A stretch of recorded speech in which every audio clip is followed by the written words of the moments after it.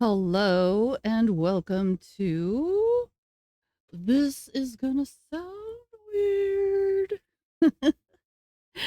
Hi guys, how are you? Long time no see. Doing some new recordings. Thank you for joining me. My name is Dana Louise, and this is my memoir called This is Gonna Sound Weird. I didn't know what else to call it. You can find it on Barnes and Noble or Amazon. And if you purchase it, please leave me a review. And you can go to my website, danalouise.com, which will explain a little bit more about who I am and how I am. And you're going to find a little link there to buy me a cup of coffee because that would help support me in being able to do these productions and or go to conferences, support me and get my word out there a little bit more. But today I wanted to talk to you about manifesting. Because isn't that what we all want to do is manifest? And I want to talk to you about being in the flow. So for me, I recently was thinking about Bratz dolls. Because back in the day, in 2000, turn of the century, right? Bratz dolls came out, and they had a few of them, and I had to buy them. And of course, I bought them on clearance. All right, so look at this girl. Wow. I mean, she is just a queen. Formal funk. Hello. You know, I guess I wore a tiara when I turned 50 and everything like that. But the long dress and stuff, really super bougie. That's kind of not me. But hey, you go, girl. And then, I got this one too. And hello, those chunky boots. Yeah, I got some black Doc Martens like that. I would totally wear all of this. So, and she has brown hair. This is my natural hair color. I'm more gray and blonde. And then there's this one, which was very triggering for me. It says Bratz Sports, but here was this space helmet and the space outfit. I'm like, holy moly, what? Yeah, so the only sport I really actually play is pickleball. And then, okay, so I was thinking about these Bratz dolls, and I didn't appreciate the word Bratz because I'm a boomer. And I was thinking about all these things because there was things going around, having dolls, having Barbies, all these kinds of things growing up. So this was weighing heavy on my mind. And all of a sudden I go to the store just a couple days ago. I kind of posted about this on Facebook, but then here come these two girls. What? And they're wearing pink, just like I do. And there's Bratz. Like, what? Bratz are back? But again, I'm telling you, I had a whole problem with the word Bratz. So, Urban Dictionary time. Oh, wait a minute. So, I had this thought about the Bratz. I had this thing about dolls, la la la. I'll get into it in a minute. And then I found the Bratz dolls. And then, the next day on TV, there was these two young ladies, and they were talking about that Bratz doesn't mean what it means for me as a boomer. Because for me as a boomer, it meant a rugrat or an ankle biter, like a naughty kid. Like, you don't want to be a brat. Like, they're rude, they're mean. But Bratz today, contrasting now the old image of Barbie, Bratz brought Bratz brought a breath of fresh air. So there's 4 Brat dolls, and they dress as they want because their body is theirs. That's so poignant to me. I have suffered my whole life with body image issues. And yeah, Barbie wasn't that girl. And so it says that dress as they want because their body is theirs without anyone needing a man named Ken. I'm sorry, Ken was gay. So it was Barbie and Skipper and Ken, but we all suspected that Skipper was somehow their illegitimate child.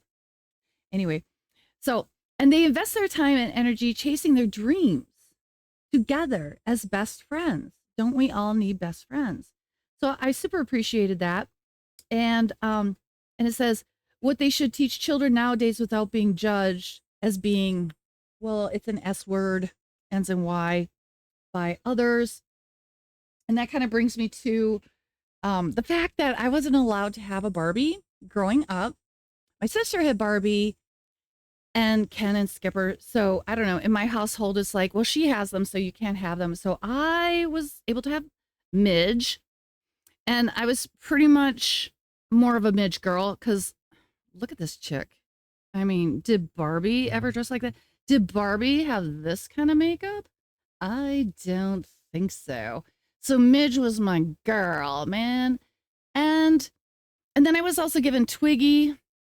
I don't even know if this is Twiggy's head. I don't think so. I'm not sure if this is her body. But these dolls were at like in my parents' basement, so my niece ended up playing with them. And Twiggy's got the same. I would totally wear this outfit, and I totally have worn this outfit. I have worn things that you should not wear in public, basically, but I did. So, yeah, girls, you go. And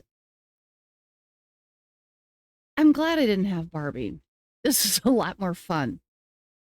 But the point of it is that I was thinking about these dolls, and I was thinking how much Midge meant to me in my life because Midge didn't seem constrained. Midge looked like she's going to go out, maybe have a cigarette and have a little bit of fun.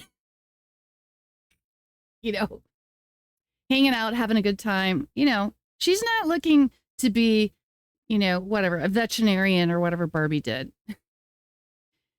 This girl's living large. So, I was fine with that. And Midge was unencumbered. She didn't have Ken. She didn't have Skipper. She wasn't being dragged down, and she could go and do and be as she pleased. And so these Bratz dolls speak volumes to me now as being those types of girls in this new generation of empowerment for women.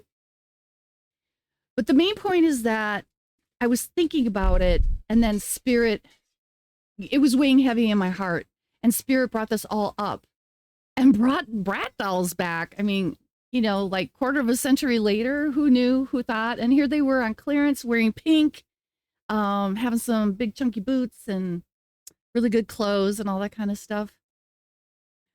But I'm just saying, look for the flow in your life of Spirit coming forward and speaking to you through inanimate objects and other things, that these communications are real. So I took it to heart that this was a real message for me, and I didn't quite understand it. And that's why they had to put this interview with these two girls to say, hey, Bratz doesn't mean the same thing that it did for you, you boomer. So here I am redefining myself. And I just want to say, please stay in the flow. Please be open to all the communications you might be receiving from Spirit. They are real and true communications. And stay tuned and follow me and go to my website. And if I gave you a free book, because I've been planting a little seeds like Johnny Appleseed around here, do me a favor, buy me a cup of coffee. I put that link on there. I didn't want to, but somebody else said, no, you should do that so people can support you, because people are happy to support you. And your support is support your sport. Your support means the world to me in that, that maybe I could do some of these conferences. I don't get supported. I don't get paid for. I'm not a paid speaker. I have to go there on my own dime.